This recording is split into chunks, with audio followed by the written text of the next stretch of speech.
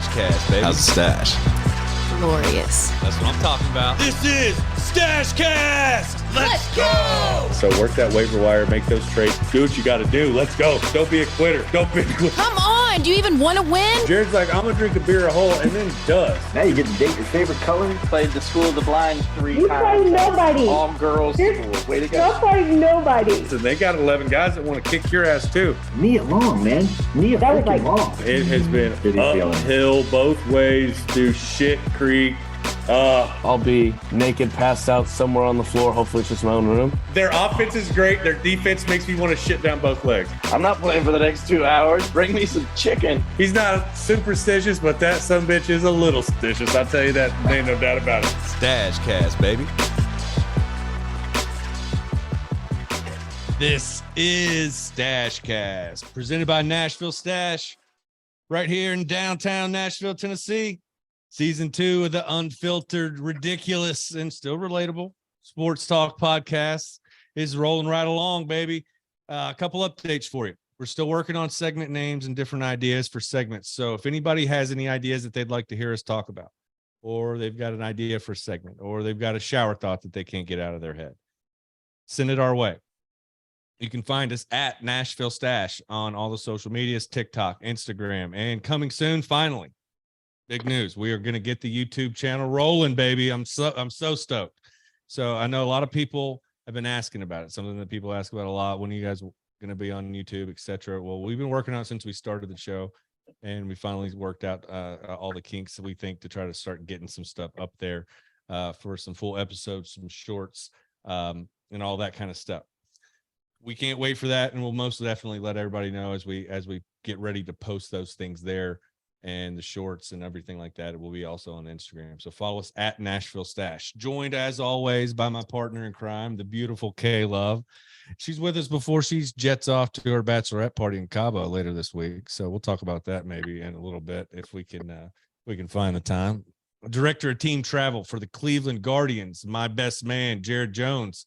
The professor, our mad scientist, Coach A, Alex Alper, ex-rapper, ex-teacher, ex-owner of the screen name Soak Them Panties For You. That's not me. Joe Hudson, tweeter. Glad you could be here, buddy. And I'm your host, Mars. Jared, what was the game that surprised you the most in this super wild card round of the NFL this last weekend? No question, it's the Bucks Cowboys. It's not even close for me. If you had told me last week that game's a blowout, I'm thinking it's the polar opposite way. So I went 5 out of 6 this weekend. I was dead ass wrong on Tom Brady and the Bucks. Yeah, you were pretty adamant that McCarthy was getting the axe. It was Brady was going to show up, shove it down their throat, and it was going to be adios to Mike. But that's not what happened, huh? Not at all. Tom Brady came out and didn't look great. The game plan didn't look great. The Bucks just looked terrible. They just look like they've looked all year. Agreed. The matchup of playoff Tom, anybody coming against him, you're like, I'm not betting against Tom Brady, and this was the week to bet against him. Yeah, that's what Kristen and I talked about. My dad's starting to get into sports betting, and he asked about that game, and I said, look, man, Cowboys should win in every which way, shape, or form, on paper and not. Eyeball tests, etc. But I don't bet against Brady. I just don't. It's burned me too many times in the past. I just don't do it. This would have been one of those times where it would have been okay. I picked him in the pick 'em because there wasn't any money on that. But when my money's involved, I leave Brady out of it. What if I told you there's going to be 4 missed PATs by the Cowboys? Would you still put your money on the Cowboys? I'd have switched my money from the over to the under because that got me by half a point, that little bastard. But whatever, you'll have that sometimes. Kicking's hard. I think did you start practicing field goals in your backyard? I think that was the last thing I felt before I fell asleep, was that you were headed out with a football and a tee. I was at the complex today and I was working on loosening up those hips. I mean, if Jerry Jones needs a call, I'm ready. We can all hit a PAT. I don't know about the 40-yarders, but I tell you what, a PAT, I'm good as gold. Literally Robbie Gold, 25 postseason kicks in a row. So you know what? You think Robbie you could do it? Have you tried to kick one before? I mean, in high school, but I just gotta, I mean, it's like riding a bike. Maybe. I don't know. Getting it there and getting it through the uprights is one thing. Doing it with those guys coming after you, having to hit it high, I don't know. It seems a lot more difficult than it looks. You're saying if I got 300-pound grown men running at me as I'm trying to do the PAT, it's probably not as easy as the backyard. Yep, that's what I'm thinking. Especially when But- you're 17. Food for thought. Food for thought. To stay on topic here, we did the playoff bracket pick'em, March Madness style that Alex sent out to everybody.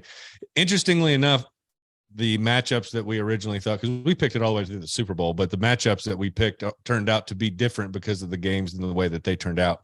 We had some, we had to flip-flop the Eagles versus the 49ers and the Cowboys to the Cowboys versus the 49ers, and then the Giants versus the Eagles in the NFC. And I can't remember how it switched off in the AFC, but we'll put that back out. But as far as the first round goes, the first 6 games, Alex and Joe 4-2, Caleb and JJ 5-1, and your boy Stash 6-0. Got them all right. Not Nice. bad. As long as my money's not involved, I can pick something. If you start asking me to put $1 on it, then I'm an absolute shit show. So let's, I start second guessing myself, whatever. But to stick with Brady kind of had that same Aaron Rodgers twinkle in his eye. I think he's done in Tampa Bay, but I don't think he's done. I think we talked about last week, he goes to Oakland potentially. And I really think that there's been some more buzz around that. And that sounds to be like a possibility. What do you guys think? I totally agree. I think he's done in Tampa Bay, but I don't think he's done. Like, he will play for as long as he possibly can. And like Aaron Rodgers too, I think, but I think he's going to keep playing as long as he possibly can. I mean, he may be. Yeah, he's on the same page as Aaron Rodgers. They're both robbing the cradle these days, isn't it? Yeah. Did you see reports of Brady with some younger woman, some blonde? Is this? I read into that, and it's just a rumor. It's not. She's actually married to some other What? European star. Oh, She's well, actually married? unfortunate for that fella, huh? Yeah. You Yeah, read, you open up your phone, and you're like, oh, so Yeah. how are you and Tom? How's it going? You guys going out? How's that relationship? going? Unless That'd be the- a weird way to find out that your woman's with Tom Brady. Yeah. Unless the article that I read is incorrect, but it said it was a rumor. She's married to somebody else. Hmm. But Everything on the internet is true. There's no way it's wrong. Right. Everything on the true. internet is true. I'll but tell you what is true. Sorry to interrupt you. Finish your no, thought. I was gonna say it's a matter of time till it's someone else. With him, it's a flavor of the week, probably going through a divorce. Things are about to get wild. So yeah, that's Aaron Probably Rodgers par for the made course. literally date a flavor. I could see his yes, next. he is Oh yeah. Favorite color, favorite poster flavor. boy for that right now. Is salt of the earth, is salt of flavor? Cinnamon, And- chocolate. Let's try it all. Usually they try to go for ones like almost half their age. That's what they do. So It's true. As long as he's not dating a candy, he hasn't hit rock bottom. Sorry to all candies out there that are working at your local strip clubs. Hey, here's something. Pop Rock's bottom. Kristen said the first thing that he needs to do after the game, speaking of Aaron Rodgers, was go cut that hair. Did you see that he got a haircut? no. Yep, looking sharp. Oh, Looking good. You gotta look that up he now. must have listened to Stashcast and was Must like, have. you know what? She's right. I do need Yep. to cut this nasty, greasy, oily hair. Well, he got it cut, looking sharp. I guess he must have some award shows or something to go to. I know he's dating the heiress of the Bucks now, so he's got a little bit of a higher class woman. They weren't dealing with the whole G-Eazy swoopy thing that wasn't going to fly with that crowd. So he had to get it figured out. I'm proud of him for being adaptable. Hopefully he doesn't look like he's homeless anymore now too. It's like every time I saw him, he looked more and more homeless each time I saw him. So That's true. Sports clips, That's true. sponsors. Yeah, let's sponsor us. We like haircuts. sports clips. We like haircuts. So one of the things that we were saying is what is true is that the 49ers are rolling. Now the Jags are hot, but the 49ers are rolling. And like we said before, we were talking about, is Jimmy G the guy? Who is the guy? Can Brock Purdy be put into this position and drive this dump truck? And as long as the system that Shanahan's put together is intact, it goes. Because on defense, they seem tough. On offense, they seem diverse. C-Max, obviously, what he is. Debo's what he is. Kittle's come alive. They can run the ball. They can pass the ball. They've got a really good offensive line. And Purdy's just kind of sitting back. And I don't even think that he's not game managing. He's making things happen. He's stepping up in the pocket. He's getting people involved. He's dumping it down. He's making good reads. He's checking at the line. He's doing all these things that the rookies don't do.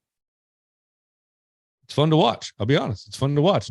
Joe might be the guy who picked the winner of this whole thing back in a few weeks ago when we all started talking about the Super Bowl.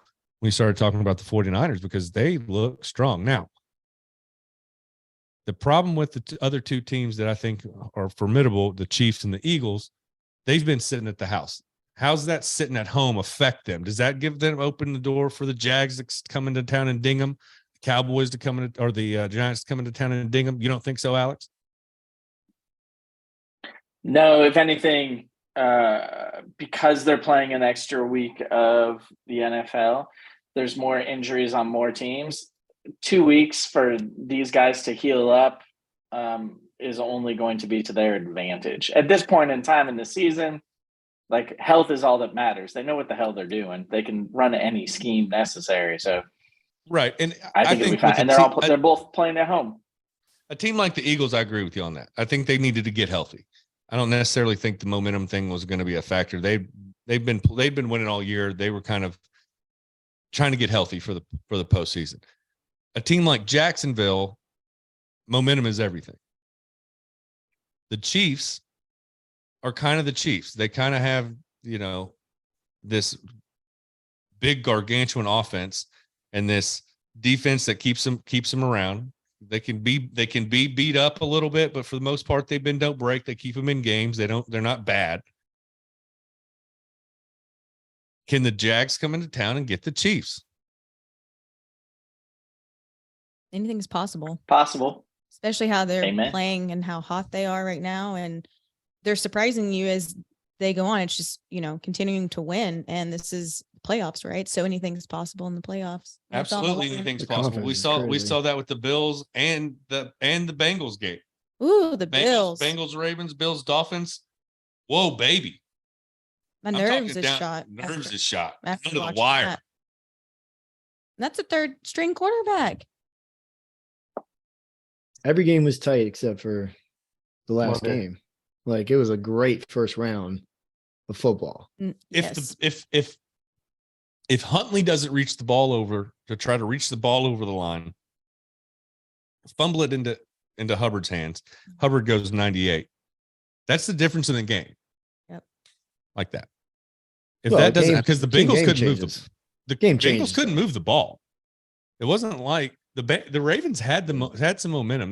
They were right there to win that game. They balled them out in the last game of the season too. I mean, I know that there was like different players, but they played tough, man.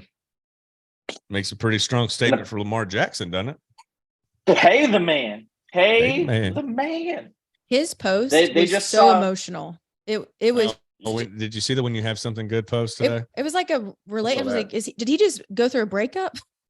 I mean, that was, obviously with the team, but is how it felt. But it came across like, are you okay? Like, you going through some emotional breakup? Yeah, you need a hug. Yeah, he's gonna get paid. Heart. Yeah, he needs to. Hope he comes to Nashville. I hope Nashville pays him. That'd be awesome. No.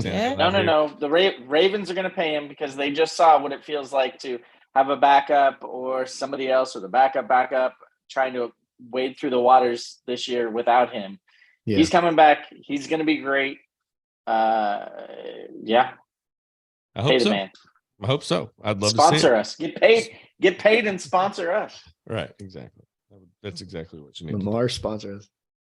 Wouldn't that be sick if Lamar Jackson was like, "Yeah, I'm sponsoring Stashcast," because those guys talk. They know what's up. They've been talking about pay the man since Jump Street. You just got to recruit him to Nashville. That's all you got to do. Not happening apparently. Highly unlikely if don't recruit him to Nashville. Well, who knows what'll happen down here? We've got we're still in disarray. So there's the dust is yet to settle. So we don't know what's going to happen with the Nashville scene and with the Titans football and all of that. So we're still going to find out about that. But my question was, while I was watching these games, were okay. 49ers are rolling. They look strong. Cowboys looked pretty good last night. Now, Cowboys with a little momentum, 49ers with a little momentum. I think that's the game that I want to see the most. this coming weekend. I wrote off Brock Purdy early on, and I will be first to admit now I was shit wrong. So I'm excited about the 49ers. He was fun to watch. He got mobility. He let the play stay alive. He gave, which I saw, the Yak Bros, Kittle, Ayuk, and Debo. I mean, he just kept scrambling, kept plays alive, allowed those guys to just get open and had some really big plays. And then Shanahan, 7 career postseason games. He's 5-2. If you don't like him, you need to reevaluate. I think those boys are ready to play, and he takes what he's got and makes the most out of it. It's a really exciting team. I agree. And you're still obviously not on the Cowboys train. So you've got the 49ers stomping them. On the other side of the NFC, you've got the Eagles and the Giants. And Giants and Danny Dimes have been playing pretty good football. Saquon's back. They got some good pieces on defense. What do we think about that game? I know that, Alex, you're the resident Eagle lover because of Johnny's affinity for the Eagles, but from a football standpoint, the Eagles are a better team. It's not a question. They are the better team on paper, but we've seen by these playoffs so far, anything's possible. So is there any scenario where you see a Giants Cowboys NFC championship game? God, I hope not. I mean, I was in a Giants bar in Santa Monica, and at the end of that game, all the Giants fans all excited, and here's my awesome girlfriend starting the Eagles chant, which went over really well, especially with the guy who was really drunk across the bar, who started his own chant, FUCKYOU, which is funny. It was funny, but that sounds about right. Did he spell it out, or did he just chant FU? Yeah, because she was like EAGL, blah blah blah, and he was like FUCK, and I was like, oh damn, bonus points for but I wouldn't retort there. I wouldn't expect anything less from a New York fan of any kind. I wish you'd have been spelling it wrong with just with conviction. But it's hard in the NFL. It's hard to beat anyone 3 times. So third time you're facing a division opponent. It's totally possible. So we'll see what Eagles come to play, and I think the key to that game is probably going to be who's going to win the turnover battle. But we'll see what happens. And is Jalen Hurts healthy? Yeah, I think his health is important. But what you talk about when you talk about turnovers, I think that's the rust that worries me. When it comes with the health comes with time, but rust comes with it as well. It doesn't matter at what level. If you take a couple of weeks off, it does take you a minute to get back into that game speed. You can never practice quite like the game. So there's always going to be that. And they're professionals. This isn't something that they're not college kids that have to they're going to be up for a game. They know what this is about when they're in the playoffs. There's money attached to it. There's bonuses. They know it's up. This is a serious game. But I think anything can happen in the playoffs. We talked about it last week. Do you just throw out the last 18 weeks and look at them on paper and say, okay, these guys can match up. They've played each other before. There's a little bit of familiarity. It's going to be a good football game. I think it's going to be a good football game. I think the Jags-Chiefs game is going to be a good football game, and I cannot wait to watch the Bills and the Bengals play. Oh, I can't wait for that one either. My nerves already are shot just thinking about it. Mars, I'm right with you. I think the Giants and Eagles will be a good game. I think the Giants already won the year, though. Daniel Jones, I shouldn't forget that name. No, you shouldn't. I think he proved that he's a good quarterback.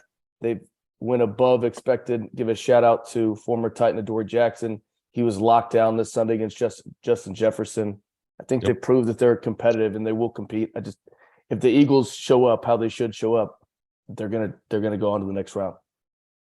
Yeah, I mean, they took down the Vikings, like you said. They showed up. They knew what they had to do. I mean, Dalvin Cook's not an easy guy to bottle up. Justin Jefferson is not an easy guy to bottle up, especially when you've got, the likes of Hawkinson and Thielen as other options to throw the ball to. Plus, KJ Osborne's not a bad fourth option.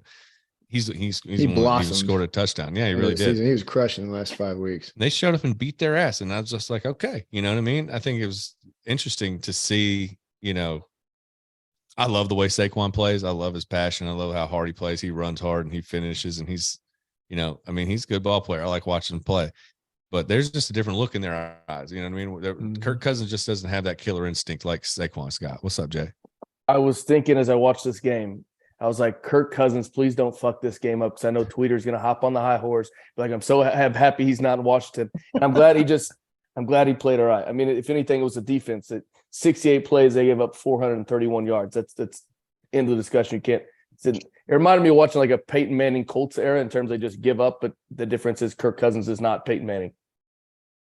No, didn't have the ability to cover that gap. He didn't play bad though. I mean, he missed. I don't know what that last play was. I mean, the last play is all, it's just, to me, that's a short circuit on the brain in the most clutch moment. I don't know what else it is. Well, I stood up at my seat. And I'm like, why do you not throw it? Why do you throw it there? Why do you throw a 3-yard pass on 4th and 8? Throw it as high as you can. Yeah, do something. Just run pray. around. That's better than that.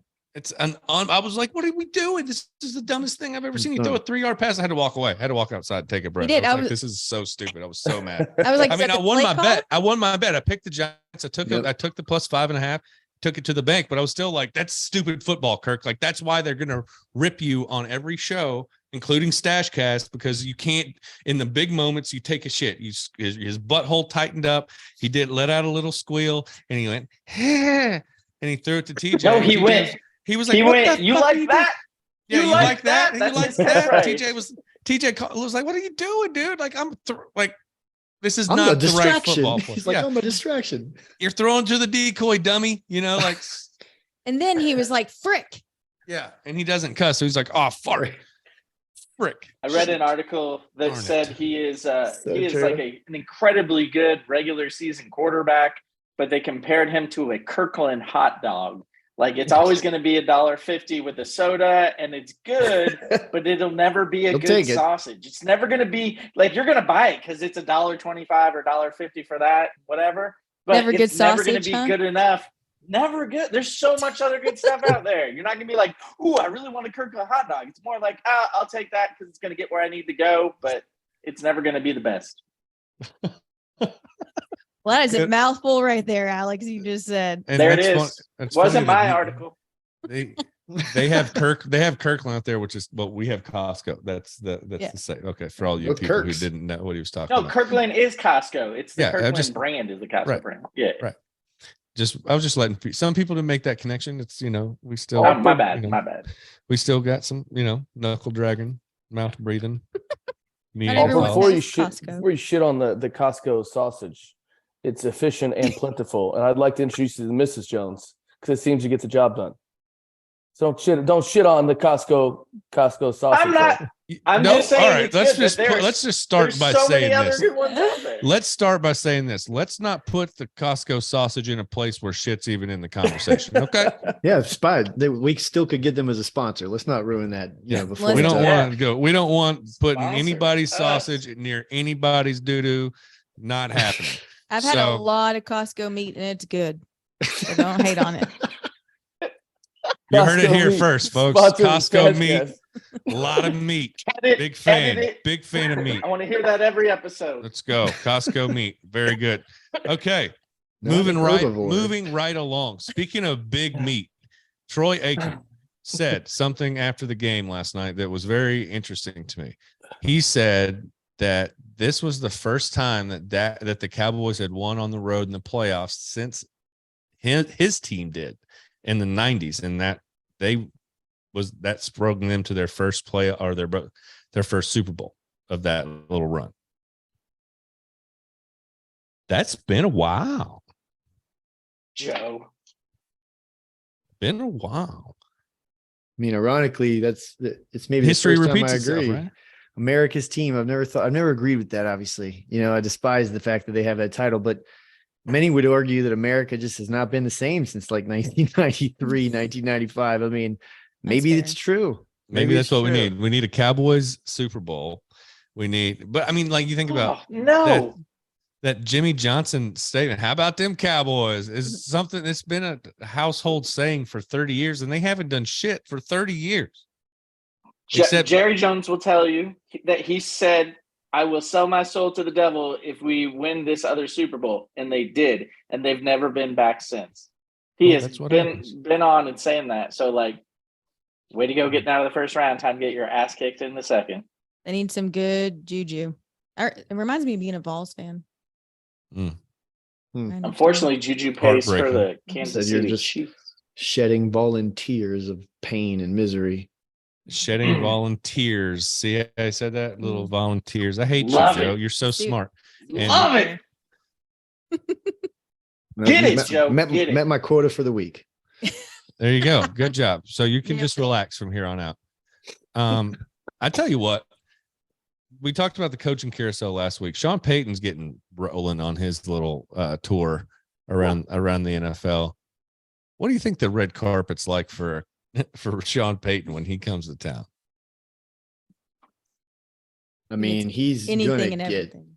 He's good. Yeah, like, I mean, there's only a couple teams that I think could be in the mix. Like, they have to trade for him. They can't just go pick where he wants. Like, they have to trade probably somewhere in the mid to late, right? First round. And I think they said the Broncos they got the 49ers first round pick in that trade that sent Bradley Chubb to the Dolphins. And that also sent Jeff Wilson to the Dolphins and that big, whatever that was. But they have to fork that over. It's just like, we haven't seen this sort of craze, I feel like, over a coach in a while. And I don't think a coach has been traded since, like, I think it was Herm Edwards, maybe like 2006 or something like that, from the Jets to the Chiefs. I don't think a coach has been traded since then. So it just doesn't happen very often. Well, I think it goes back to what I was asking the question last week. Where are the coaches going to come from? Because eventually we're going to exhaust all of the options. There's not going to be any more Mike, whatever his name is, from Miami, like in the laboratory and the analytics machine, like coming out. There's only so many. We're starting to revolve into old head coaches, Jim Caldwell's and Frank Reich's, and these guys that were failures in other places, with the expectation that in a new system, in a new situation, that they're going to be successful. The reality is that the guys in this league that are successful in year in and year out. It's not flashes in the pan. Work for a little while, your Chip Kelly's, stuff like that. They work for a little while, but not long term. So what's the reason? What? Give me a reason why Jim Caldwell's experience in Indianapolis tells me that he's going to do worth a shit in Texas or in Denver. It's the same thing in college. They recycle and reuse the same coaches over and over, thinking it's going to be different somewhere else. And right. So you're looking at a situation where it's kind of like the Urban Meyer situation when he came out to go back to college, before he went back to Ohio State. He had retired from Florida and decided to go into broadcasting. And then when he let out a little smell that he was wanting to get back into coaching, it was all that anybody talked about. Everybody wanted him. He had pretty much his pick of any job in the country because there's just nobody out there. The pool is so shallow. There's nobody to pick from. Now, I think that's a similar situation happening in the NFL. There's nobody to pick from, and there's somebody like Sean Payton who's proven to be a winner. They've proven to be able to be a leader of men.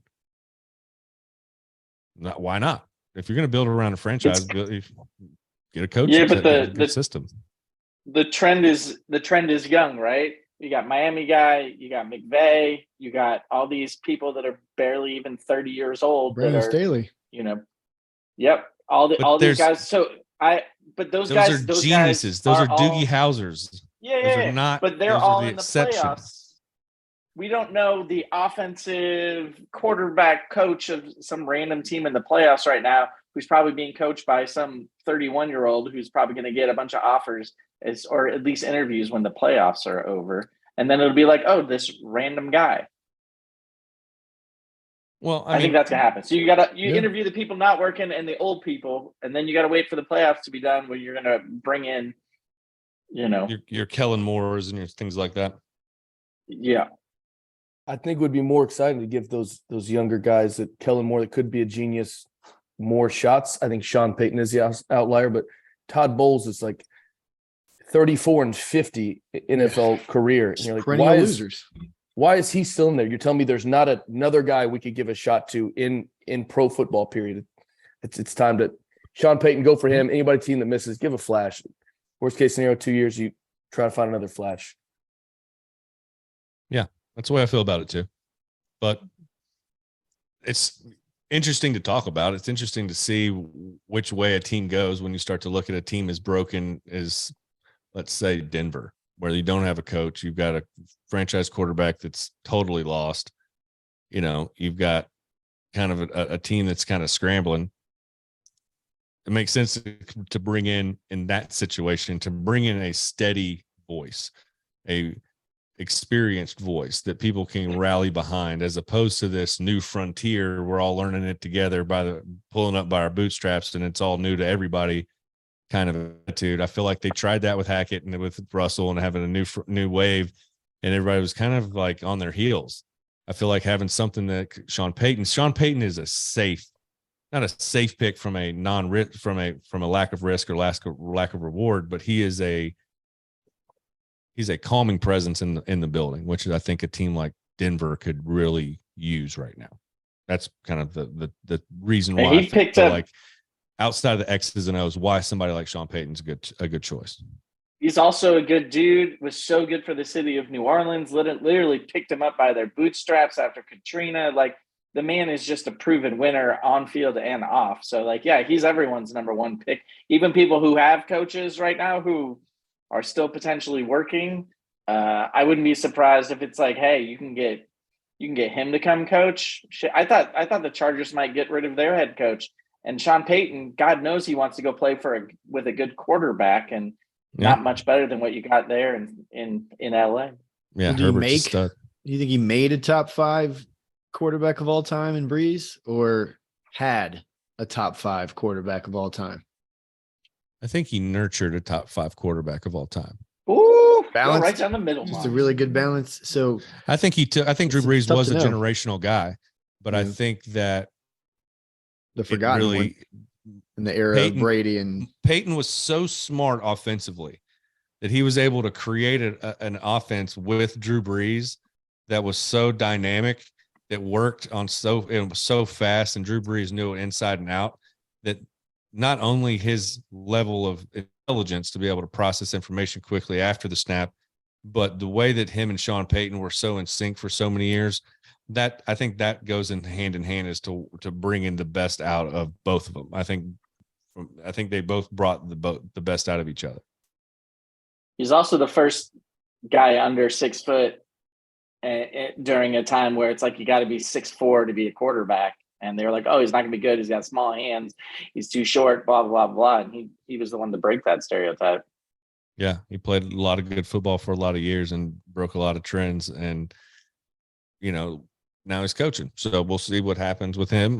Maybe one day we end up seeing Drew Brees coming on the Stashcast topic list to talk about as a head coaching opportunity down the road. Maybe probably more likely college for him. The way he's going doesn't seem like the pros is something that he wants. But you never know. He might be part of Sean Payton's A team. We don't even know. Wouldn't that be sweet? Did you know that? What do you go ahead, JJ? If we were to role play and you're Sean Payton, why would you get off the couch to go to the Broncos? I mean, they're pot committed to Russell Wilson. It's not an easy division. Weed's legal there. Yeah. There you go. Another dad joke too this week, tweeter. You're pot committed, and they don't have a ton of weapons right now. Unless you're there for the long haul, you're like, this is 4 to 6 year process, and we're going to be a contender, and just take our bumps for the next couple of years. I don't think you hire Sean Payton for a instant results on the field reason. I think you bring in Sean Payton to create a culture in the building that's probably going to take 1 to 2 years worth of weeding in guys, weeding out guys, finding guys that fit his system, drafting a couple of draft classes, and then making a couple of trades and getting rid of some guys that don't fit and bringing in some guys that do, some character guys, some quality guys, some trenches guys. I think that's just me though. And again, I've said it before and I'll say it again. It's no hot take. I'm not a GM, so they probably won't take my opinion. Just not a lot of openings. Not a lot of choices. So I'm looking at the odds right now in Vegas. Sean Payton's next team. Who do you give me the top 3, y'all? I think Dallas has got to be the top 1.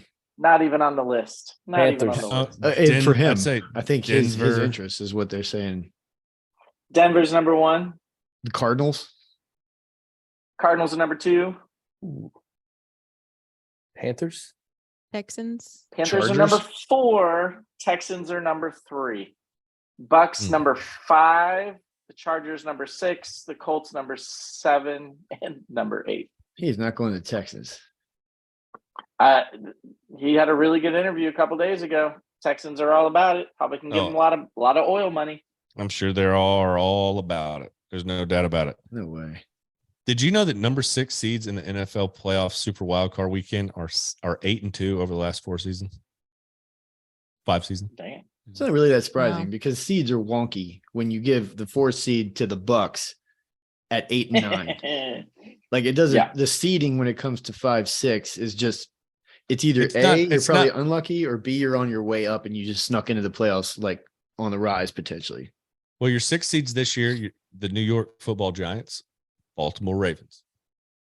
Almost 1-1. One did win, and the other almost won. I think even the Bucks though were a fluke complete Well, yeah, because did they a losing record almost. yeah, and They did have a also losing I mean record. they were 8-9. completely shut out. So I feel like in a playoff game like that to that magnitude that you don't get shut out. Like if you look at all the other games, they were all close. That one was a landslide. This isn't and college also football. right, exactly. But also if you look at how terrible it was, I mean, it was painful to watch. It was just Yep. the way he was throwing, and I don't even know who he was passing to. It was brutal to watch him, and he doesn't jive with anyone on that team. So I feel like that whole thing just has bad juju around it. So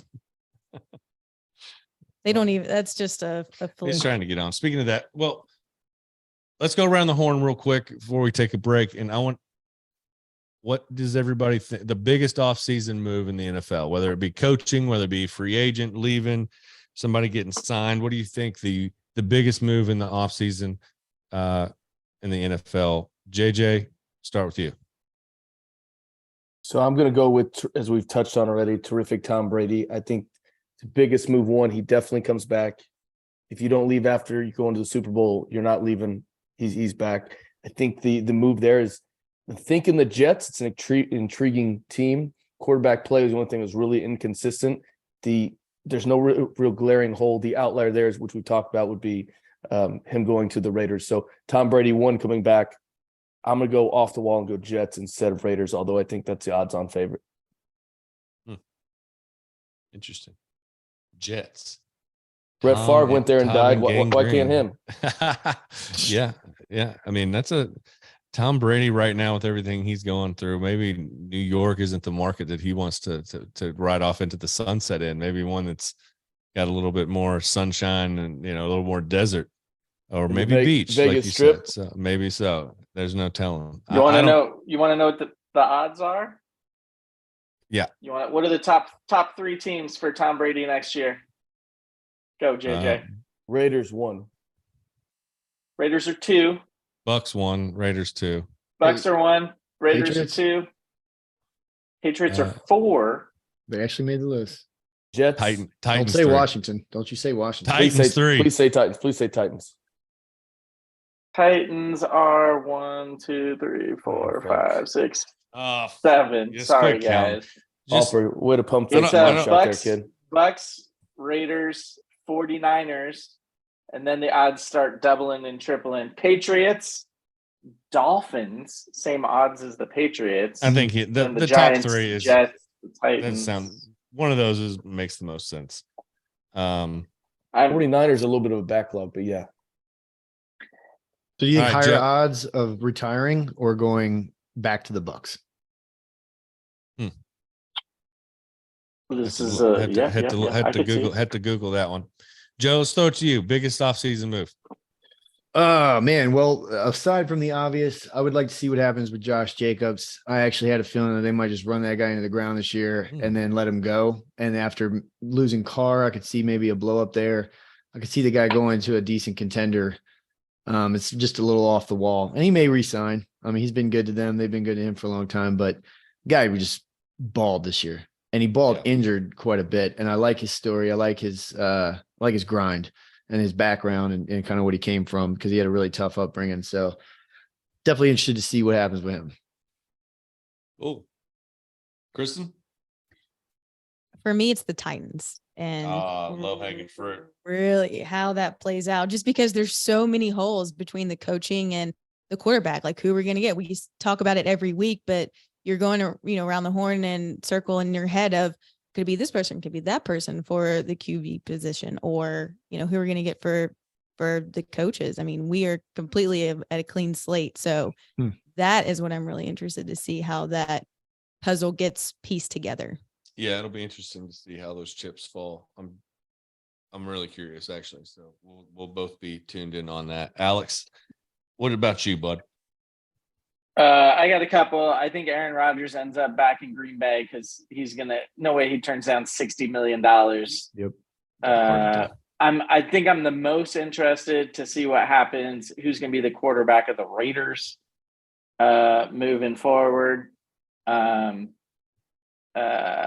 And then obviously my squad, the Seahawks, they got a big draft ahead of them, which I imagine is going to be mostly defense, but they are going to have to pay a quarterback to play for them, and we'll see who that is. I think Drew Lock's probably done.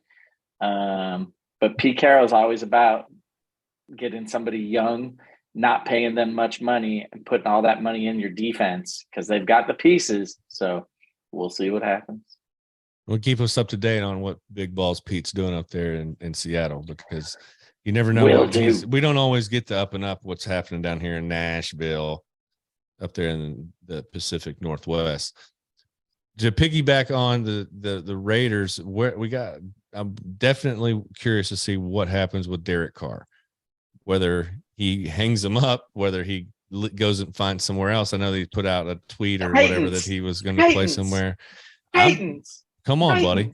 That's an upgrade in Nashville, so I'll take that. Yep. You got to root for. It's easy. You'll probably get Jameis Winston a bit. He kind of looks like the bad kid from The Incredibles.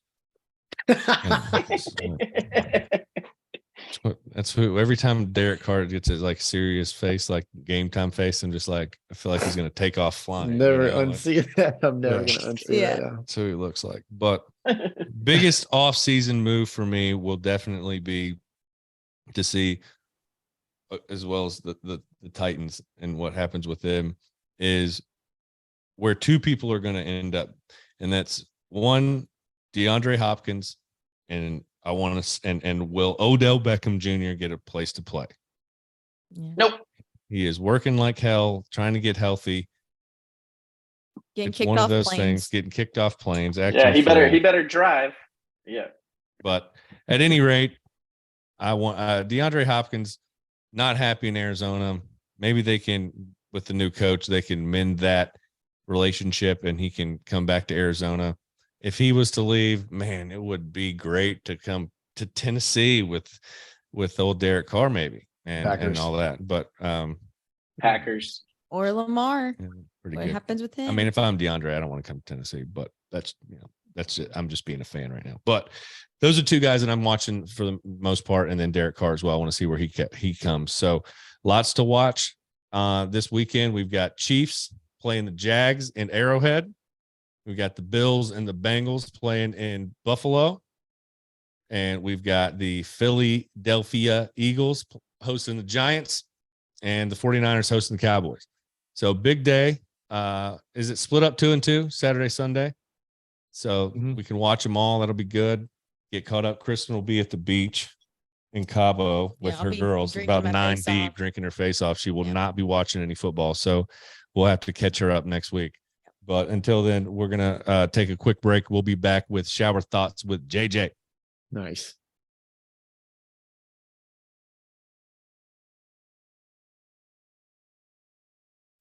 Shower Thoughts with JJ. So when do you decide it's time to replace your underwear? Kids today have no idea what the grind that dial-up internet is. They're there to cradle my taters. So until they're not cradling my taters, I'm rocking with them. They're holding my tater set. That's when it's time for underwear replacement. Showed a little side boob, put a computer in the family room and watch that kid grow through adversity. Vagina stories. Hey, why'd you put her out? And I scooted.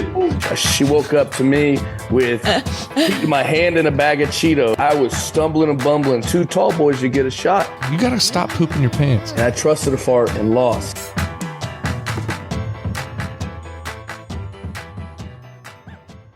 This week's shower thoughts come straight out of the shower when I was washing myself with the old Dr. Squatch. Please sponsor us. Thinking about how Alper dropped some knowledge on my dumb ass that the top 100 reality shows are essentially all sports. And I was like, well, if sports is reality shows, and every time I turn on Real Housewives of you fucking name it, they're just dropping ridiculous things all the time. So we've got the Slime Cast, we've got the Manning Brothers, we've got all these kind of different showings of the game. I think the best showing could be just unfiltered hot mics all the time. Let the guys talk shit, let them yell at each other, listen to it. You're going to hear absurd hot takes, but I think if we're going to be the reality entertainment industry, that's the next big move. So you're saying put microphones on the players on the field and edit it in real time. Don't filter it out. Don't filter it out. Just you want to go from one guy to the next. If you see two guys talking on the defensive side or the offensive side, you want to plug into the quarterback, listen to his cadence, listen to his audibles at the line. Now you're going to have to toss this on HBO because it's going to be stuff your mom, your sister, and your kids don't want to hear. But I want all of them. I want to sit there and just yell them, motherfuck each other for the whole game and be like, those guys have legit beefs. That guy's just a trash talker, and they're just jaw to jaw. That would easily move to number one. Easily. Oh, 100%. You go DK Metcalf for the Seahawks. You go Jalen Ramsey for the Rams. I would love to hear what those two are mixing up back and forth. But there's got to be a player on every team that you're like, dude, that's the guy I want mic'd up for the whole game. Players. How about the coaches?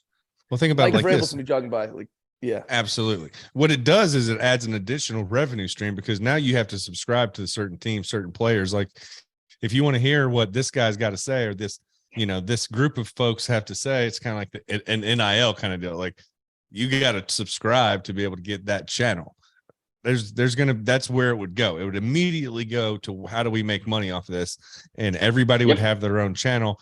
And then the absurdities would be off the charts because now you've got players not only playing hard on the field, but now they're trying to be as ridiculous as they can with the trash talk. It'll turn into the XFL or the old XFL where they're just absolutely destroying each other and talking shit left and right because that's good for their following, right? It's genius. Then you're going to get Nike involved. It's going to be like, oh, just made that sweet move with these awesome new Nike shoes. You're not going to be able to do that, though. You're going to really limit the amount of companies that are going to invest in this because of the explicit nature of the content. Your Disneys are not going to be Nikes. Your mainstream companies aren't going to invest in this. Yeah, maybe their sponsors are going to be like, yeah. They're not going to want any part of that. They're going to be you're going to have your FX type of advertisements going. That's what they're going to get. Every player would have to sign up and be okay with that, though. Yeah. Like every player would have to agree because that's fine. You're like, hey, I want to make an extra revenue. No chance. No, I don't think so. I think in today's day and age, there'd be a lot of opt-outs. I'll tell you this goes against like a lot of what I would personally be like. I'm old man syndrome where I'm like, we don't need to always be like going at everything. I would sign up for this in the first 5 seconds. If they were like, hey, you got to be in the first 5 seconds, I'd be like, boss, I got to take off today, man. I got to be staring at my computer for the next hour. Cause I really would that would be fascinating, man. It would be fascinating. Idea. Would there be any issue with, not security, but sort of security, like where you've got a lot of things where now it's everything that Aaron Rodgers is saying at the line. Now, not only do you have film of it, but you've got audio of it. Mm-hmm. You're learning play calls. You're learning audible calls. You're learning stuff. You're getting the Houston Astros banging on trash cans type of shit here. I think, and for you, it's more of like the trash talking. So when you go, it becomes more about that, right? And like the banter and all of those things. And it's fun though, whenever you listen and, when they do the mic'd up or whatever for certain games, it is really fun to just sit there and watch and listen to what they say and how they say it to each other and, all the trash talking. Dude, the bad lip reading is my favorite shit. Yeah. Do you not miss that? I love NFL bad lip reading. When it's the best. The Adrian Peterson one, when he's talking about orange, that was so funny. We should do that. You goofy bastards are clever enough to make that shit funny. We should put something together and see if we can't do that and bring that back. JJ, I miss that. Those are great. Have you, I know you work in the baseball for the Guardians. but have you been able to watch a broadcast of the Major League Baseball All-Star Game in the past however many years? You've been able to watch or no? Yes, it's awesome. And they do it for like the Little League World Series, some special games. They'll pay the player, be like, hey, for $5,000, we want to be you mic'd up during the 5th inning or whatever. And in the content that comes out, they're like talking. Oh, snap, here it goes. He's like, I got it. And they have some jargon. It's awesome. Incredible. It made the baseball broadcast so much better. And I don't remember who it was, but like starting pitcher for the Yankees was throwing to like his battery mate from back in the day. And it was literally, they were both mic'd up. So he's like, oh, what do you want to throw here? And the guy's like, let's give him the splitter, blah, blah, blah. It was incredible. I was like, that was at the All-Star game. And that was badass. Yeah. When the pitcher, they were talking to Cortez, yep. And he was like, yo, what do you want to do right here? What do you want to do right here? He's like, nah, heat her up, or whatever you're saying. That was the coolest shit in the world, because that's exactly as I used to play. I used to wish that so bad that me and Mike I could be in his ear and he could be in mine. We could be like, okay, what do you want to do right here? I wanted to do that so bad. Now in the regular season, obviously they did, outfielders for the most part who've got a little bit of time, which made sense. But I love that as well, because that was an absolute magnet for a piss rocket. If they were on the horn with those guys, they were getting one hit at them. And I'm not talking a lollipop. They were getting a freaking BB. And there was a lot of the, oh shit, you can kind of hear that in their voice. Yep, the giddy up. But it made the 3.5 hour game way more entertaining. And I wish they would do it for more. I do. I love it. I'm in, JJ. I'm in. I love it too. I loved it. If we could mic up more players. And I think that every player might be a pipe dream, but because NFL films mics up players every game. Like that happens on a regular basis. That's where they get all that content. But the reality is that it's still very limited in who's getting mic'd up. And I think they could maybe get some microphones on the sidelines so they could pick up some of those kind of conversations kind of back and forth. People will blossom. Yeah, a little bit more back and forth between the guys on the field, as opposed to right now it's more or less just one person's perspective. You're hearing you're hearing JJ Watt talk shit from his side. You're hearing him grunt and run and smack and hit pads, and it'd be a lot more fun if I could hear the other guy's response, to JJ Watt. JJ Watt's like, today's not your day, mother, whatever. And the other guy's like, shut the fuck up, white boy. I'm gonna whip your ass too, or whatever he says. I don't know. I don't talk shit for a living, so I don't know what he would say. But I imagine it'd be something like that. But they would be cool as shit to be able to hear the other side of it, to hear the back and forth and all that kind of stuff. I don't really care so much about the intricacies of this is the snap count and he called this play. Who gives a shit? I don't care about that. I'd really like post snap, like in between snaps, like back and forth would be gold. I would be happy if you either put for example, like Justin Jefferson or Dory Jackson this past weekend, like stick it in that's a matchup. And so when that's going on, you'll hear it. Or just as soon as the snap goes, drop the hot mic until they start the cadence the next go. That way you're not getting the play info. I think you're spot on. I like the matchup marketing, what you just said. A Dory Jackson versus Justin Jefferson, and those two guys are mic'd up, and you can say, hey, I want to listen to these two guys jaw all day. Or if you said, hey, I've got Jeff Simmons on the other side of Quentin Nelson, two guys who go at each other in the same conference and are both notorious shit talkers, I would love to hear those two guys go at it for 3 hours. That would be as good as I really like the Manning cast. I like their context and I like what they bring to the table, but it wouldn't hold a candle to this. Agreed. You wouldn't have to even want to like football to watch that. No, you just have to think of like the reality shows that would spin out for certain players too at some point, who just like make a ridiculously funny new name for themselves as a personality. Because in football, you just don't get to see a lot of personalities. They got a mask on. They're playing a football game. You're watching the game from 30,000 foot view.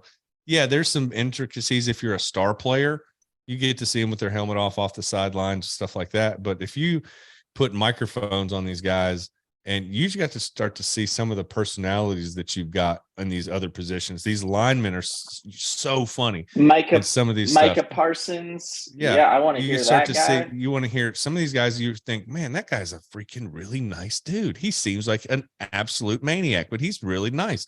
Or you're like, man, that guy looks smart, but he sounds like my cousin Ricky. You know, like Nickelodeon just like gets Derek Carr and Kirk Cousins. Yeah, That's like the only guys they have, like their Dude. PG version players. oh frick, darn it, Larry Shoot. Fitzgerald. Doggone Yep. it, Kirk. The all Another Nickelodeon interception for me. Well, you see them jaw jacking at each other all the time, like throughout the game. You do kind of wonder, like, what they say to each other. You could see it, like Yeah. they're going at it. Nice one, Jay. You know, whether it's offense, defense, whatever, and it's fun to see it. You just you wonder what they're saying. So this would allow you to do that. So cool, so cool. The first team. live 100%. the first live mic huge hit that sounds like a car crash, I'm gonna stand up from the couch and just go sprinting around screaming because it's gonna be so awesome to just watch it live and just hear that car crash. Oh, let's go. And then get up and hear what the guy says. It's like you just gotta lay the fuck out and just walking off, stepping over, etc. That's what you call a sack lunch. Nom, nom, nom, nom, nom, nom, nom. Good joke, Joe. That's a Powerball. Courtesy of Captain Insano. I just opened up a can of whoop ass. That's Let's such go. a great impression. That's a good one. Good Yeah. shower thought, JJ. Yep. That would be Great. cool. I would be thinking about stuff like that. Ever since we started doing this segment, I find myself thinking about stuff that I'll be like, Jared would not. I be did thinking go about look that at in the Crocs. show. I considered Did buying you? Crocs, and I was Oh. like, no, I'm just not doing it. Here it Did is. you put them I on? have Did a- you put them supported. on? Oh, the Segway. Excellent Alex, Segway. Ooh, what it's you got? perfect segue. I've got I have a JJ shower thought stat of the day with a perfect Yeah. lead in from Joe talking about Crocs. Today, Crocs came out with their revenue reporting from 2022. $3.55 billion in Jesus. revenue for Crocs. That is a 53% increase from the year before. For rubber house shoes? They can give me 1%. Yes, of that, you know. sir. Really big fan. Grief. Dude, Sponsor I've got us. a pair. I've got a pair that have the little fur in them, and I wear them to the hunting camp, and that's it. Yeah, What you just said so- right now. They actually, Crocs I was with the looking fur. for shoes, and they had these camo Crocs with, the fur in them. And I was like, oh, he does need a new pair. It was really hard for me to even think about buying them, but they were on sale. But I didn't know this. The full price is $65 and they were 30% off. And I was like, I'm still not paying that. Are they basically slippers at that point? And they're just Yeah, slippers. $65. yeah, basically they are. They're house shoes that have an outdoor 65. capability. Yeah. Like Here's- if I'm wearing my nice house shoes, like if I have to go outside and it's raining or it's snowing, I'm like, oh shit. I go anyways, but I'm still like, if I got the Crocs on, don't care. Let's go. Doesn't really. They're all terrain, baby. I don't even have to put them in forward House drive. shoes for your trailer park. Yeah, yeah. The ultimate UTV Crocs. By the way, if you go to the website, which I've been on actually the last couple of days, I bought a few pairs. They've got the normal, the furry. They've got the ones that look kind of like Furry. Birkenstocks. They got all kind of stuff. I mean, Crocs is involved, and you can do they do Birkenstocks. collaborations. Oh, it's cool. Don't get the rubber Birkenstock ones. Those don't. Birken No, Crocs. we What need They're are, like we, the are you same. going Part to of get this- what color are you eyeballing? That's what I want to know. He already I think- pulled the trigger. Same color as his minivan. Probably white. You're an Actually, all white type of guy. Actually, that's a something to pretty match good the play. double wide. So the white, Yeah. the whites for me kind of remind me of shower shoes from any TV show you ever watch. So I'm borderline between black and then just going some like crazy, maybe like Luke Combs collaboration. The only thing is it's got fishing stuff on there, and I can't fish for shit. So it would kind of not really represent me. No one Where would would know, where would man. you go No one will fishing? know. You live in the desert. Yeah, I'd have to find a retention pond or something that's got people's backwater. They ain't shit for miles around here You go fish in somebody's aquarium. in the shit water. Hey, what are you doing? Don't I'm worry sorry, about it. officer. I didn't know I couldn't do that. Guaranteed catch. Where else was I supposed to fish? In a swimming pool. You'd be like, that's a good question. But I got Crocs on. Yeah. You're not outrunning that cop. That's then when they're not the greatest shoes in the world. That's for sure. Yeah, you don't have time to drop down and swap them into all-wheel drive. Turbo mode. You just, especially if Turbo you're standing there in the hot ass sun, your fat feet will be sweating in them. They'll be slipping out. You're never gonna get any traction. You're gonna be Fred Flintstone Yabba Dabba doing it away from the police. Just you're a sweater, aren't you? I was looking at the Crocs website and they have these Lightning McQueen Disney themed ones. And I was like, you could buy those. They're okay. But like, you can never take those off turbo mode because it's Lightning McQueen. I am speed. Yeah. Exactly. Dude, so 3.55 billion. Huh? If you do buy a pair of Crocs, you have to promise to do an unboxing that we can post on the social. Please do. Let's just go get one pair of Crocs with a mustache on it and call it a day. Let's do it. Mm-hmm. White pair with a mustache button. There you go.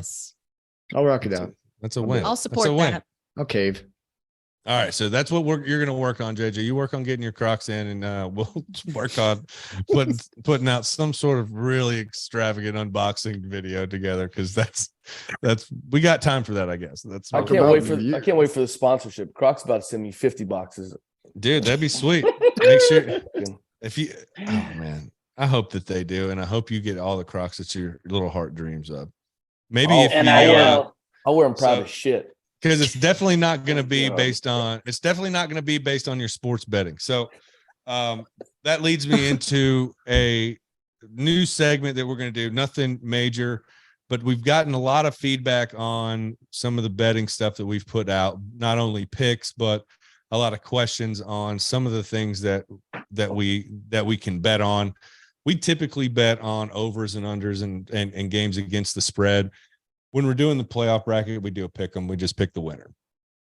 But when you dig into sports betting, and we've had some questions on, what would you do this versus that as first to, against the spread and over under against like the money line bets. The money line bets, the odds are typically not necessarily in your favor if you're looking at trying to pick the winner of a game. You're looking at laying, minus 650 odds for a heavy favorite versus a spread that maybe has your attention. It looks too big. Maybe it's an 11 or more point spread in NFL, which is typically something that is a red flag for me. What in the situation do you say, hey, this is a game I'd like to bet on. I really feel good about this team winning, but I don't feel comfortable about the spread. Well, I think there's a couple of things that you can do that I do and that Kristen and I have been trying to do lately to try to hedge some of the chalk that we're laying or the money that we're laying on some of these longer odds on the money line. So one of the things that I like to do is parlay those things, AJ. Like if we're looking at the Chiefs game, let's say in the regular season, not necessarily in the playoffs, but you're looking at, let's just look at last week, for example. We're looking at 49ers had a pretty decent spread. It was an 8.5 point spread. Bengals and the Bills both had pretty good spreads. I felt pretty comfortable all three of those teams were going to win the game that they were in, but I didn't really like the spread for the Ravens game and the Bengals because of the number 6 seed thing that we talked about earlier. I didn't love the spread for the 49ers because they're playing a division team, and you never know how those third time around games are going to go. I didn't love the spread there. But I also saw them beating their britches off, which is what ended up happening. And then the other game was the Bills game, which the Dolphins ended up almost winning the game. And we were sitting here with scratching our heads the whole time, but the Bills ended up pulling it out. Again, it was a 13 or almost 14 point spread by the time game time rolls around. How do you bet those 3 games without laying as much as they were asking to lay to try to pick all those money lines? Well, what I was doing was I put those 3 things together. I put those 3 games on the money line together and said, to hell with the spread. I'm going to take 3 things that have really high odds of happening, and I'm going to put those together and make the odds of the 3 things happening together plus 205 or 220. It gives me more bang for my buck. I lay less money, make more money, but all the ingredients of my parlay still have very high chances of happening. And that's what I've been trying to do to try to mitigate some of the high odds on these money lines. Is that it? You ever do anything like that, JJ? No, sorry. I'm kind of sitting here mind blown. I really like that because He's like, I prefer money line over obviously the spread because it's easier. You can, same as we were talking about earlier, if my money's on it, like not on it, I can pick who's going to win. if I just go money line across the board, I have not even. Yeah, I know what I got this weekend. I think one of the tricks that I kind of rules of thumb more or less than a trick is don't get greedy. Pick 3 games, maybe 4, but don't say, oh man, if I get this game in there, it jumps at another 200 points. It was from plus 200 to plus 400. Try to keep in mind that, in that 3 to 4 range is really the max. You don't want to start to get it out of that 5 and 6. That's where you start, your odds are so long that, you're going to stub your toe. I was talking to a friend of mine, Boyle, that the boys know, who bets like an absolute degenerate on a regular basis. And he's the one that I kind of stole the tip from, because he was doing it for NBA games. And he decided he was done with betting on pros teams to win or to lose. And against the spreads, over unders, there's too much that can change. One guy can go off, one guy can break an ankle. I just didn't like it. Even though one of the sports betting sites offers a no bet, if you bet on a prop for somebody to score 50 points and they, don't play, they're a last minute scratch, maybe they turn their ankle in warm-ups and they don't play, it's a no bet, as where some other sports betting sites, it's a loss. So, but in his situation, it would have been a loss. So what he was doing was he's been taking prop bets with high odds. So either points straight up or points, assists, and rebounds together. And for, let's say you've got 5 stars playing tonight. You've got Luka playing, you've got the Joker playing, you've got Embiid playing, you've got Antetokounmpo playing, and you've got, I don't know, Jason Tatum, Ja Morant. There's a dozen guys that are playing every night that go off on a regular basis. Gilgeous-Alexander goes for 30 just about every night because he's the only guy that can score in Oklahoma City. No, thunder up, baby.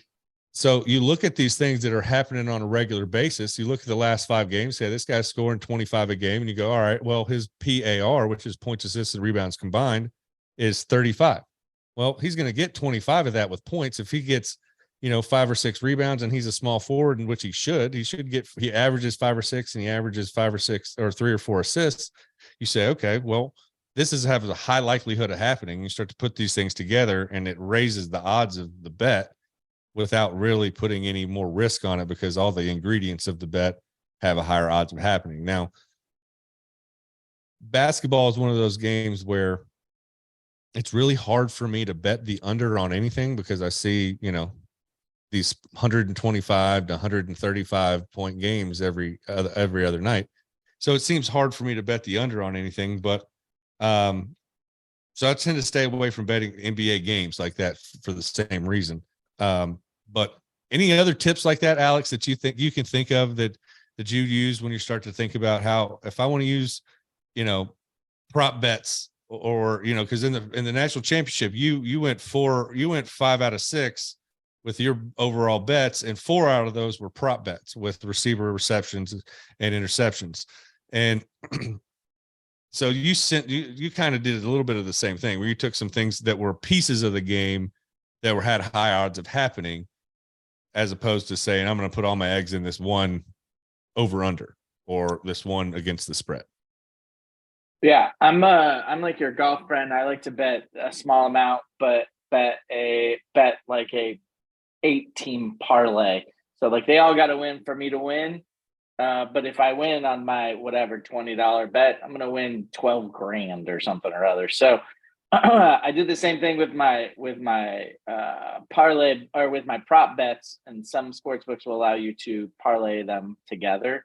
Mm-hmm. And I watched a lot of people that there's so much scoring that happens in the first round of the NFL playoffs. And everyone's favorite these days is betting on anytime touchdown scorer. So if you're using like a DraftKings, sponsor us, you can bet, hey, I know this guy's going to score in this game, or I think he's going to score in this game, but I also know this guy's going to score in this game. You can multiply your odds by adding all those people together. So you're going to watch 4 games, exactly, and you need one guy to score in all 4 of those games, and it makes it entertaining. And your $10 bet might win you, $300 or something. So right, and I think it's the easiest way to get in. Yeah, I agree with that so much. That was the point I made to my dad, was that it's an easy way to make more games enjoyable to watch and make them worth watching. It makes games you're like, well, I really didn't know that much about this team. I didn't realize that the Grizzlies were playing as well as they are this year, even though they're right in our backyard. Stuff like that. When you start to dig into some of these other things. But overall, when it comes to sports betting, there's a bunch of things that you can bet on. The reality is that, in my opinion, don't get in the weeds. Stick to what you understand. If somebody's betting on something that you don't understand and they're telling you to bet on it, if you don't understand it, don't put your money out there if you're not willing to lose it, kind of deal. And then stick to your limits. If you're a $10 bettor, if you're a $20 bettor, don't start getting willy-nilly and get out of and start betting out of character. Stick to your limits, stick to your guns, and bet responsibly. That's kind of the extra piece that I wanted to mention. But sports betting is a lot of fun. We have a lot of fun going back and forth and looking at all the options and racking our brains every day before we put the picks out and stuff like that. But cool segment I thought we would do. Maybe we'll, as we get into other sports, we'll start talking about betting on other sports and little tips and tricks. I know that there's some cool ways to bet on soccer when it comes to point scorers and over-unders and different things like that, as well as baseball's coming up. I really like betting on baseball with pitching matchups and you can and strikeouts per 5 innings, etc. There's a lot of little prop bets in baseball coming up that are fun to bet on. So we'll keep talking about that and keep sending us questions. Like if there's more that you've got that you want to know about, or you'd like us to dig into something, or Alex said something on a segment, or I said something on a segment that you're like, man, I really don't understand what you meant by that. Let me know. Shoot me a note. Shoot any of us a note and say, hey, let's talk more about that. We'd love to do it because obviously that feedback is great. So cool. That was great. I'm still thinking about the mic'd up NFL guys. I still think that's going to be awesome. But if that's the case, I'm gonna swing it back to Alex. This is and talk because he's got an update for us from last week on the insider piece that he did on the broadcasting rights. So if we were to start miking up players, we'd have a whole new situation to talk to when it comes to broadcasting rights. But what do you got for us? Is there some updates on that front?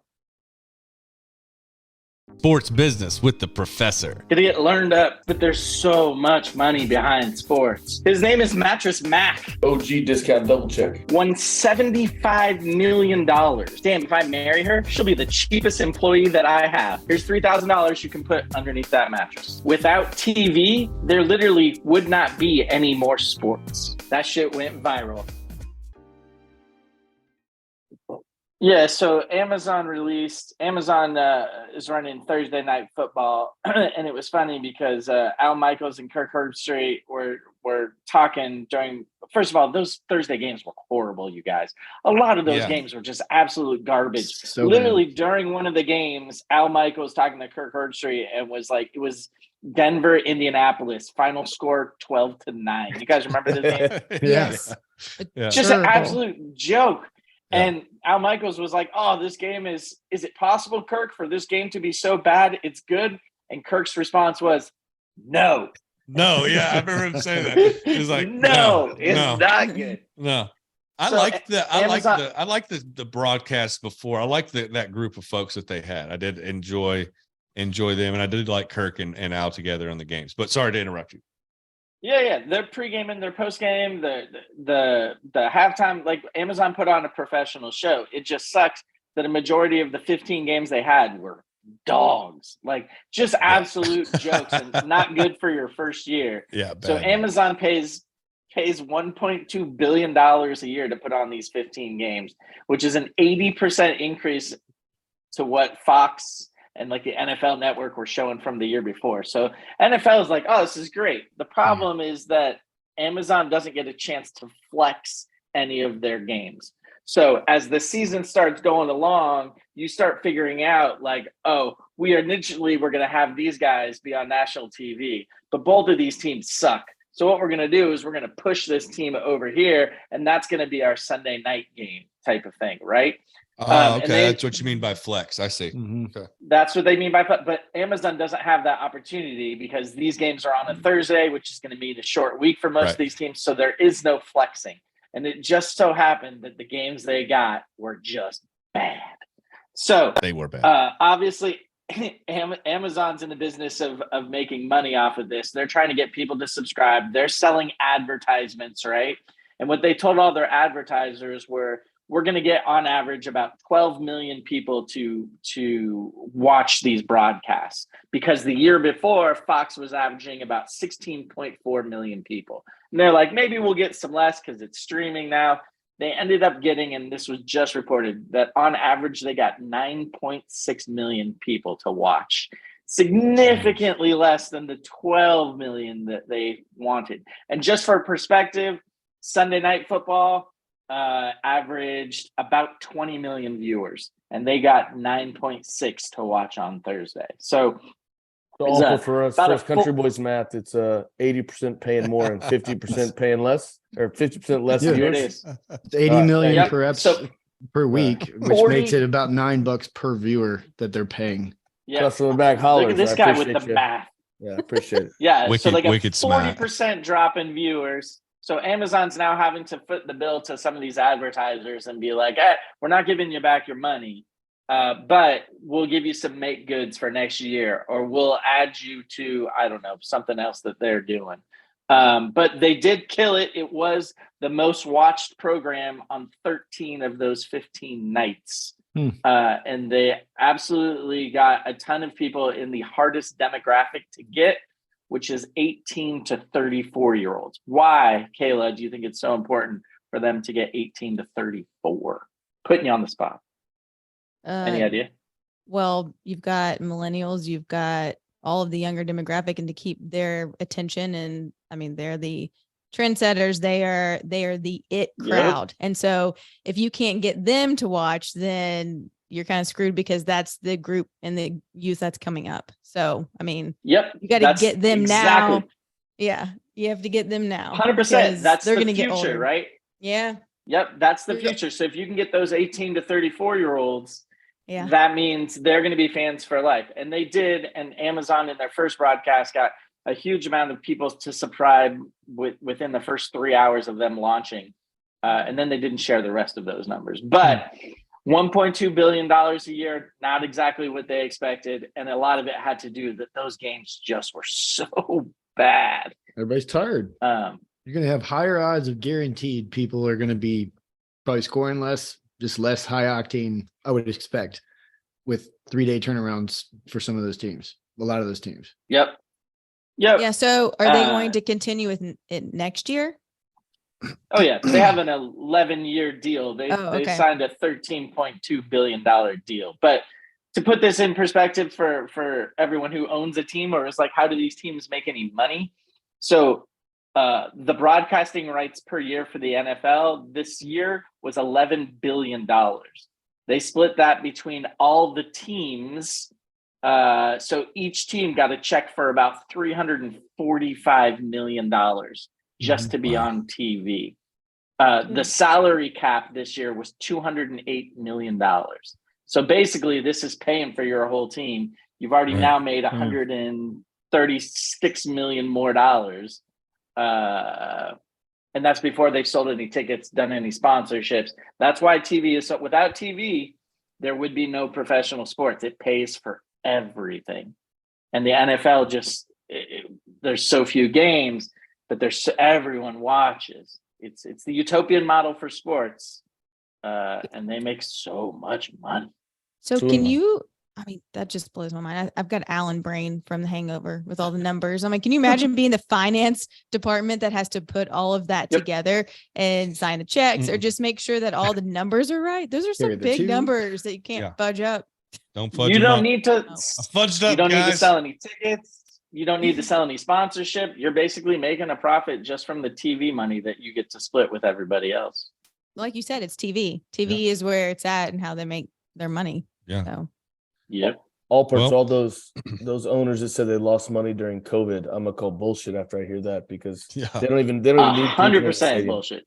Yeah, they do not. They don't even need made less there. money than they did. That's just icing on the cake by people showing up. We'll talk about this when we get into baseball, because all those lower level teams, those lower market teams, not putting any money into their club and spending $30 million a year, they make so much money on their TV as well, just from We'll get there when we get into baseball, but like every team's making a profit whether they're talking about it or not.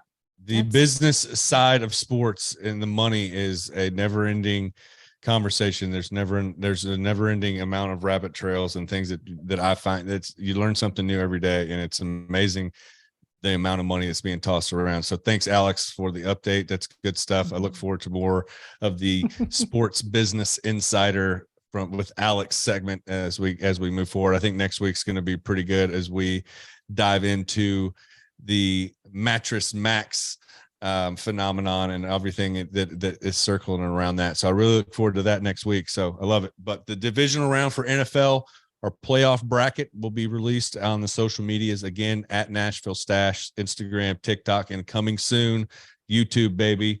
More sports business with Alex, shower thoughts with JJ. We'll do some more sports betting. But before we go, Russell Gage, it is announced that he is okay. Hurt last night in the Monday Night Football game, but he is okay, going to be released from the hospital. Monday Night Football has been rough for injuries, but thankfully he is okay. And word on the street is DeMar Hamlin is continuing to progress. He was at the facility this last week, and hopefully those emotions bring them some, can come down a little bit and they can play a little bit better this week in the divisional round against the Bengals, because they are going to need it. Do it for DeMar, please. Do it for DeMar. So another great show, guys. I appreciate you all being here. Until next week, be safe, be well. Kristen, you have yourself an absolute blast in Cabo. Get back home safely to me and have an absolute blast. I can't wait to hear about it and talk about it on next week's show. I guess I'll just be sitting here bachelor in it, probably try to find, go spend all my time at the golf course until she gets back here. But we can't wait to hear about that next week. Until then, you guys be good, be well. Love you big. Stash Cast out. So come on, take me on your UFO.